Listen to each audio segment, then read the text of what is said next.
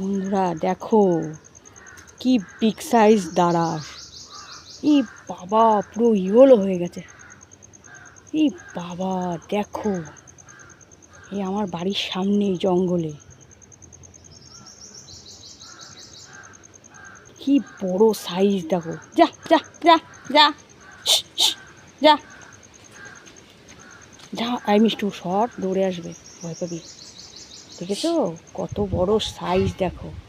এই আমাদের পাশের বাড়ি মনসা মন্দির এই সামনে, আর এখানে দেখো এই যে বড় সাইজ দাঁড়াস, দেখেছো পুরো ইয়েলো হয়ে গেছে বাবা। যাও যা যা যা, মা মনসা চলে যাও যাও, বাচ্চারা দেখে ভয় পায়। দেখেছো কত বড় দেখো।